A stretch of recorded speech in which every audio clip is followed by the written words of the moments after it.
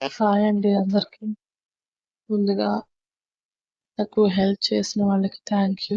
అలాగే ఎవరైతే ఇంకా ఎవరికైనా హెల్ప్ చేయాలి అన్న ఆలోచన ఫైనాన్షియల్‌గా నాకున్న ప్రాబ్లమ్‌కి దయచేసి హెల్ప్ చేయండి. నేను మా మదర్ కండిషన్ చెప్పాను కదా! మాది గుంటూరు అన్నమాట. గుంటూరులో తక్కెళ్ళపాడు దగ్గర కిమ్స్ చక్ర అనే హాస్పిటల్ క్యాన్సర్ హాస్పిటల్‌లో మా మదర్‌కి ఆరోగ్యశ్రీ మీద ఈ క్యాన్సర్ ట్రీట్మెంట్ అనేది స్టార్ట్ చేస్తున్నారు. ఆల్మోస్ట్ 60 డేస్ చెప్పారు ట్రీట్మెంట్ అనేది. ఒక వీక్‌లో 4 డేస్ వచ్చేసి గర్భసంచికి సంబంధించిన ఆ ఇన్ఫెక్షన్ లేజర్ ట్రీట్మెంట్ చేస్తే, ఒక రోజు మాత్రం కీమోథెరపీ చేస్తారనమాట. ఆ కీమోథెరపీ చేసిన తర్వాత బాడీ ఎలా రియాక్ట్ అవుతుంది, ఏంటి, దానికి కావాల్సిన మెడిసిన్ కానీ, అసలు ఆ బాడీకి పాజిటివ్‌గా రియాక్ట్ అవుతుందా లేదా, ఒక 2 డేస్ గ్యాప్ ఇచ్చి మళ్ళీ నార్మల్ గర్భసంచికి సంబంధించిన లేజర్ ట్రీట్మెంట్ చేయాలి. ఇలా 60 డేస్ చేయాలనమాట. మా అదృష్టం బావుండి ముందే బాడీ రియాక్ట్ అయ్యి పాజిటివ్‌గా హెల్త్ ఉంటే ఆహ్, 1½ మంత్‌లోనే అయిపోతుంది. బట్ మా మదర్ షుగర్ పేషెంట్. డయాబెటిస్ ఉంది తనకి. సో, చాలా చాలా చాలా జాగ్రత్తగా చేయాలి. షుగర్ కంట్రోల్‌లో ఉండాలి. ఇవన్నీ చూసుకుంటూ ఉండాలి. సో, నాకిద్దరు చిన్న పిల్లలతో ఇప్పుడు అదొక హెడేక్ అనమాట. కానీ ప్లస్ పాయింట్ ఏంటంటే, మా సిస్టర్ ఉంది కాబట్టి మా సిస్టర్‌ని నేను హాస్పిటల్‌కి పంపించగలను. బట్ ఫైనాన్షియల్‌గా మా సిస్టర్ కూడా అంత ఉన్నదేం కాదు. తను చ చిన్న చిన్న పనులు చేసుకుంటూ బతికేది. సో, అందుకని నేను మీ హెల్ప్ అడుగుతున్నాను. దయచేసి మాకు ఫైనాన్షియల్‌గా సపోర్ట్ చేయండి. Please, please, please. ఎంత స్ట్రగుల్స్ ఫేస్ చేస్తున్నామో ఒక 2, 3 డేస్‌లో జాయిన్ అవ్వాలి హాస్పిటల్‌లో. మీరు లిటరల్లీ నమ్మినా నమ్మకపోయినా చేతిలో రూ. 1 లేదు. ప్లీజ్ అర్థం చేసుకోండి. ఫైనాన్షియల్‌గా ఎవ్వరైనా హెల్ప్ చేయాలనుకుంటే ఎంతైనా సరే పర్లేదు. దయచేసి నాకు హెల్ప్ చేయండి. మా మదర్ హెల్త్ కండిషన్ గురించి కొంచెం అర్థమైందని అనుకుంటున్నాను. ప్లీజ్ హెల్ప్ చేయండి. ఓకే. స్టోరీలోకి వెళ్దాం. 'నువ్వే కావాలి నాకు డేస్‌గా' పార్ట్ 14. కావ్య రెడీనా? అయిపోయింది వస్తున్నా. పిల్లలు రెడీనా? అందరం రెడీ. ముందు అన్నయ్య పుట్టినరోజుకి గిఫ్ట్ తీసుకున్నారా? తీసుకున్నాం. ఏవండి? ఏంటి కావ్య? అది మా అమ్మ వాళ్ళ ఇంటికి కూడా వెళ్తున్నాం కదా! అవును.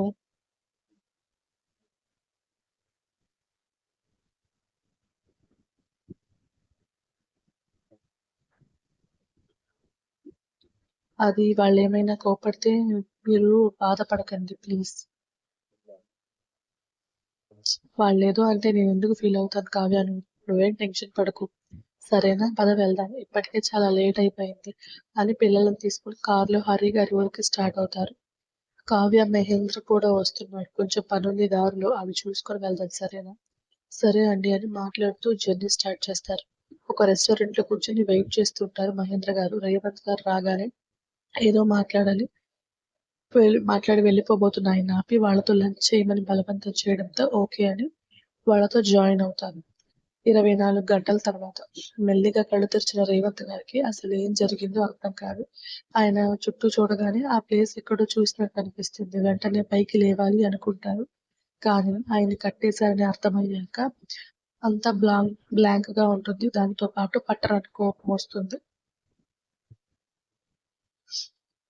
అసలేం జరిగిందో గుర్తు చేసుకున్న రేవంత్ గారికి రెస్టారెంట్‌లో ఫుడ్ తింటూ అలానే స్పృహ కోల్పోవడం గుర్తొచ్చి, అవును కావ్య పిల్లలు ఏరి అని టెన్షన్‌గా చుట్టూ చూస్తారు.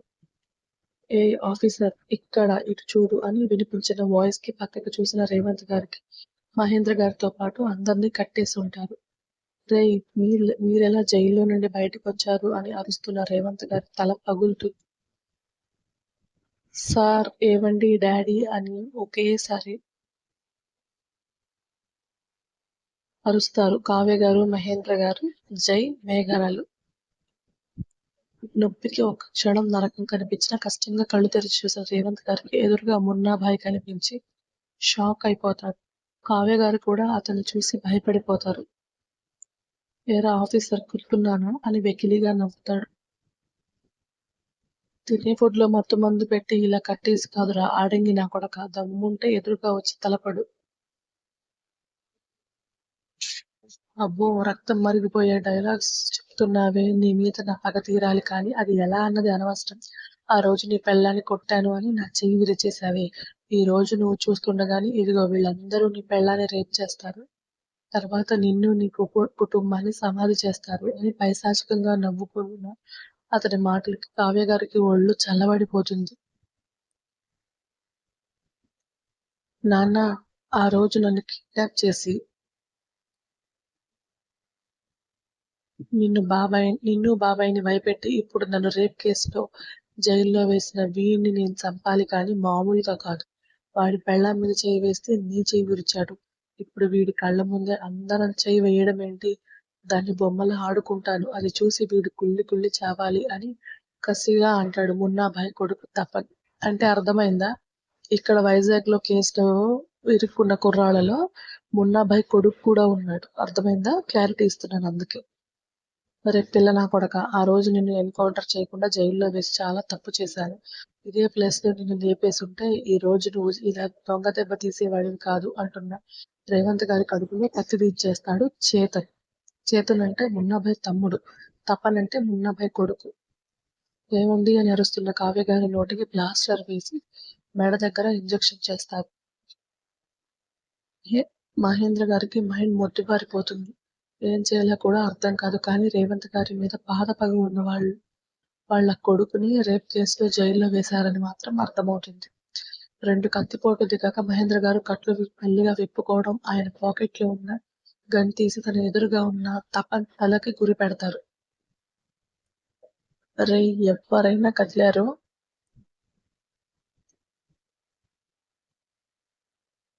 వీడి బ్రెయిన్ లో బుల్లెట్స్ దించేస్తా. మున్నాభాయ్ చేతన్ కంగారు పడితే ఏం కాదు అని చేత్తో సైగ చేస్తాడు తపన్.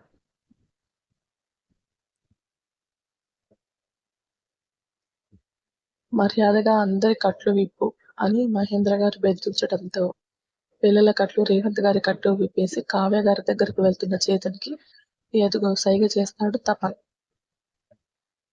ఓకే అన్నట్టు కళ్ళతోని చెప్పి కావ్య గారి కట్లు విప్పాక పక్కనే ఉన్న రాడ్ మహేంద్ర గారి తలకి విసిరేస్తాడు చేతన్. అదే టైంలో తపన్ తప్పుకోగానే మహేంద్ర గారికి రాడ్ తగిలి గన్ కింద వదిలేసి కుప్పకూలిపోతారు.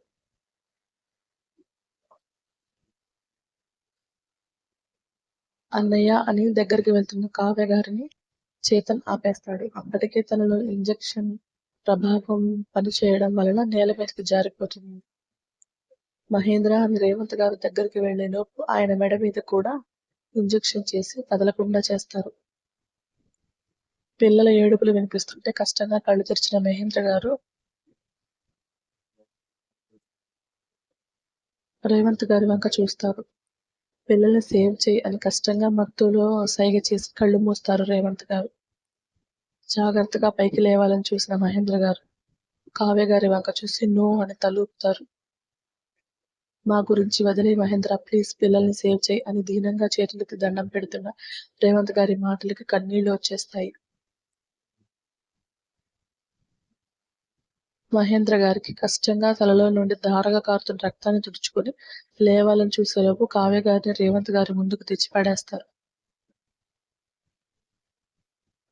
రేయ్ బాగా చూసుకో నీ పెళ్ళాన్ని. ఈ రోజుతో ఆఖరి రోజు కదా మీకు అని వెకిలిగా నవ్వుతారు ముగ్గురు వెధవలు.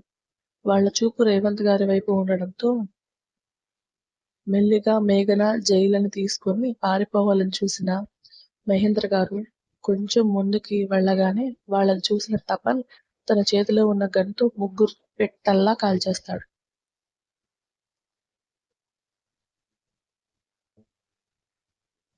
జై మేఘన అని రేవంత్ గారు అరిచిన అరుపు కూడా వాళ్ళని చేరదు.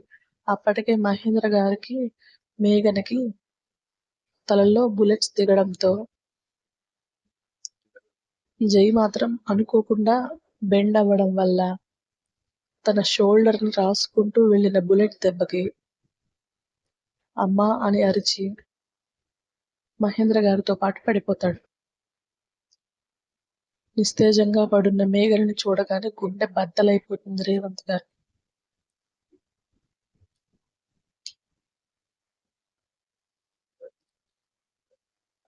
మేఘ అని గొంతు చించుకొని అరిచిన పాపలో చలనం ఉండదు.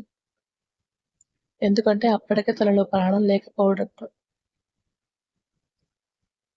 కూతురు, కొడుకు ఒక పక్కన శవాలుగా పడి ఉంటే మహేంద్ర గారు తమ కోసం ప్రాణాలు వదిలేశారు అని బాధపడుతున్న ఇంకో పక్కన కావ్య గారి అరుపులు, కళ్ళ ముందే భార్యని పశువుల మీద పడి అనుభవిస్తున్న రాక్షసులు. భగవంతుడా! ఏం పాపం చేశారని నా వల్ల వీళ్ళందరికీ ఇంత శిక్ష వేశావు. అదేదో నన్ను చంపేసినా బాధపడేవాడిని కాదు కదా అని తన బాధని పైనున్న ఆయనకి చెప్పుకోవడం తప్ప కదలడానికి కూడా లేని ఆయన పరిస్థితికి ఇంతకన్నా చావే మేలనిపిస్తుంది. భర్త కాకుండా పరాయి మగాళ్ళు చెయ్యి వేసి తనకి ప్రత్యక్ష నరకం పరిచయం చేస్తుంటే ఆమె అరుపులకి రాబందు పొడుచుకొని తిన్నట్టు ఇంకా ఇంకా ఆమెని హింసిస్తూ పైశాచిక ఆనందం పొందుతున్న మృగాలను రేవంత్ గారితో పాటు స్పృహ వచ్చిన జై కూడా చూస్తాడు. జై పైకి లేవబోతుంటే కొడుకన్నా బ్రతికున్నాడని ఊపిరి పీల్చుకున్న రేవంత్ గారు ఆ పశువులు ఆ పసివాణ్ణి బ్రతకనివ్వరని కావాలని "రేయ్ ఇతనిని వదిలేయండి" అని అరుస్తారు.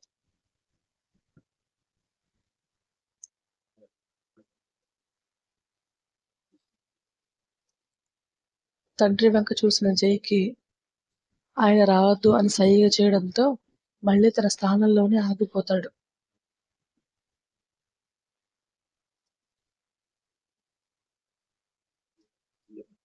తన మీద ఉన్న పశువులని కష్టంగా పక్కకు నెట్టి కావ్య గారు మహేంద్ర గారి పక్కనే ఉండడంతో తనను తానే కాల్చుకొని చనిపోతారు. కావ్య అని అరిచిన రేవంత్ గారి కడుపులో చివరి కత్తిపోటు దింపుతాడు తపన్.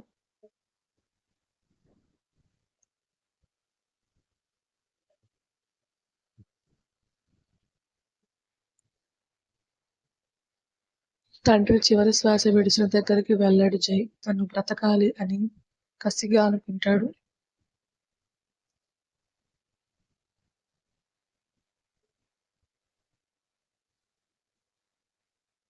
అరే అందరినీ పెట్రోల్ పోసి తగలెట్టండి అనేసి ముగ్గురు వెళ్ళిపోయాక డ్రగ్స్ మత్తులో ఉన్న మిగతా వాళ్ళు పెట్రోల్ తెచ్చేలోపు జై అక్కడి నుండి పారిపోతాడు. ఎక్కడికి వెళ్ళాలో తెలియదు, ఏం చేయాలో తెలియదు. హరి గారు గుర్తొస్తారు కానీ ఆయన నంబర్ తెలియదు. అసలు పుట్టినప్పటి నుండి తన అమ్మమ్మ వాళ్ళు ఎక్కడుంటారో కూడా తెలియదు. రోడ్ మీద ఏడుస్తూ నడుచుకుంటూ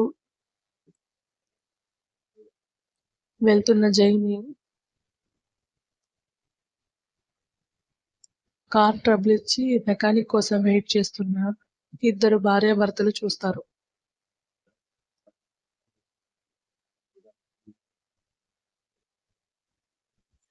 ఎవరు బాబు నువ్వు, మీ వాళ్ళెక్కడ, ఇలా ఒక్కడివే వస్తున్నావు ఏంటి అని సరస్వతి గారు కంగారుగా అడుగుతారు.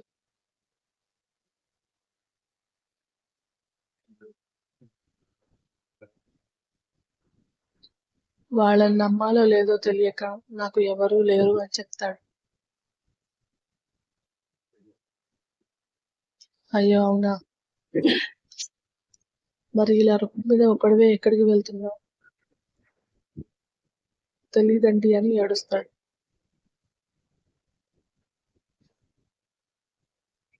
అసలు ముందు బాబుకి ఏదైనా తినడానికి పెట్టు, మనం తర్వాత మాట్లాడుకుందాం అని కారులో ఉన్న బిస్కెట్స్ తీసి ఇస్తారు శివరాం గారు. శివరాం గారంటే ఎవరో కాదు, చందన ఫాదరే ఓకేనా. తిన్నాక మౌనంగా వెళ్ళిపోతున్న జైని ఆపి ఎక్కడికి వెళ్తున్నావు అని అడుగుతారు. తెలీదండి. సరే మాతో వస్తావా, నేను బాగా చూసుకుంటా. వాళ్ళతో వెళ్ళాలి అన్న భయమే అవ్వడంతో ఏం మాట్లాడదు జై. నువ్వేం భయపడకు, నీకు మంచి ఫుడ్ పెడతాం, స్కూల్లో జాయిన్ చేస్తాం. నీకు ఒక చెల్లి కూడా ఉంది అనగానే మేఘని గుర్తు రావడంతో వస్తాను అంటాడు. అవును, నీ పేరేంటి నాన్న? జయదేవ్. చాలా బాగుందన్నవి. సరే పద అని కారులో కూర్చోబెట్టి మెకానిక్ వచ్చాక కార్ రిపేర్ చేయించి వైజాగ్ వైపు డ్రైవ్ చేస్తారు.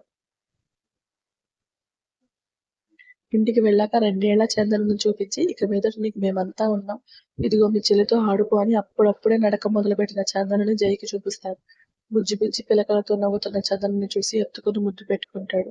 జైని స్కూల్లో జాయిన్ చేసి తమ సొంత కొడుకుగా పెంచుకుంటారు శివరాం సరస్వతి గారు. జై మాత్రం తన తల్లిదండ్రులు గుర్తొచ్చిన ప్రతిసారి ఏడుపు ఆగదు. కానీ ఎప్పటికైనా మున్నాపై వాళ్ళని తన్ని చంపాలి అని ఆ ఏజ్ లోనే వాళ్ళ మీద పగ పెంచుకుంటాడు. శివరాం గారు జైకి చందనకి ఎలాంటి తేడా లేకుండా చూసుకునేవాళ్ళు. ఈలోగా ఆరోగ్యం బాగోక సరస్వతి గారు చనిపోవడంతో జైని చందనని ఆయనే చూసుకుంటారు.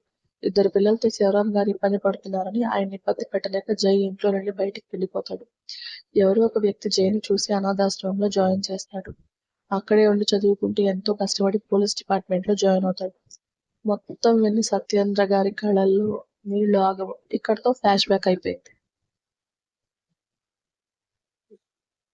సార్ మీరేదో ఫీల్ అవుతారని నేను ఈ విషయం చెప్పలేదు. మీరు నాకు హ్యాండిల్ చేసిన కేసులో మెయిన్ నిందితులు ఆ మున్నాబాయి కొడుకు తపన్, వాడి తమ్ముడు చేతన్. అందుకే ఈ విషయాన్ని చాలా సీరియస్ గా తీసుకున్నాను. కానీ ఇది లాకి అగైనెస్ట్ మిస్టర్ జైన్. మా అమ్మా నాన్న, అక్క, మహేంద్ర అంకుల్ చనిపోయిన విషయాన్ని చాలా ఈజీగా యాక్సిడెంట్ అని క్రియేట్ చేసిన వాళ్ళకి మనం కూడా ఏదో ఒక యాక్సిడెంట్ అని క్లోజ్ చేస్తే సరిపోతుంది. ఇంకా ఏదో ఆలోచిస్తున్న సత్యేంద్ర గారిని చూసి మీకు ఎలాంటి ప్రెషర్ రాకుండా చూసుకునే బాధ్యత నాది అన్న విరాజ్ మాటలకి, ఈ కేసులో మీరెందుకు ఇన్వాల్వ్ అవుతున్నారు మిస్టర్ విరాజ్? వాడి కళ్ళు ఇప్పుడు నా భార్య, జై భార్య మీద పడ్డాయి కాబట్టి. వాట్? అవును సార్, ఆ తపన్కి కాలేజ్ అమ్మాయిలు కావాలి. అందుకే బెస్ట్ ఫ్రెండ్స్ అయిన మా భార్యలకి వాళ్ళు కనిపెట్టిన డ్రగ్స్ ఇచ్చి వాళ్ళ కింద బానిసలుగా మార్చుకోవాలి అనుకుంటున్నారు. ఓ మై గాడ్, అందుకేనా విరాజ్ ఇందులో ఇన్వాల్వ్ అయ్యాడు? అది కూడా ఒక రీజన్ సార్. కానీ మా ఫాదర్ బెస్ట్ ఫ్రెండ్ కొడుకే ఈ విరాజ్. ఓకే మిస్టర్ జై, ఒకసారి మన టీంతో డిస్కస్ చేసి ఫైనల్ డెసిషన్ తీసుకుందాం. వాళ్ళందరూ ఓకే అన్నాకే విషయం మీ ముందుకు తెచ్చాను సార్. వాట్? Yes sir. జై వాయిస్ లో కాన్ఫిడెన్స్ కి ఓకే, బట్ డిపార్ట్మెంట్ కి ఎలాంటి బ్యాడ్ నేమ్ వచ్చినా నీ మీద యాక్షన్ తీసుకోవాల్సి వస్తుంది. You don't worry sir. Thank you అని పైకి లేస్తాడు జై. ఓకే మిస్టర్ జై, జాగ్రత్తగా డీల్ చేసి కేస్ క్లోజ్ చేయండి. Okay sir. విరాజ్ మీరు ఇన్వాల్వ్ అయితే సొసైటీలో మీకు బ్యాడ్ నేమ్ రావచ్చు. Be careful. I will manage అని షేక్ హ్యాండ్ ఇచ్చి జైతో బయటికి వెళ్ళిపోతాడు విరాజ్. కార్ డ్రైవ్ చేస్తున్న విరాజ్ జై వంక చూస్తాడు.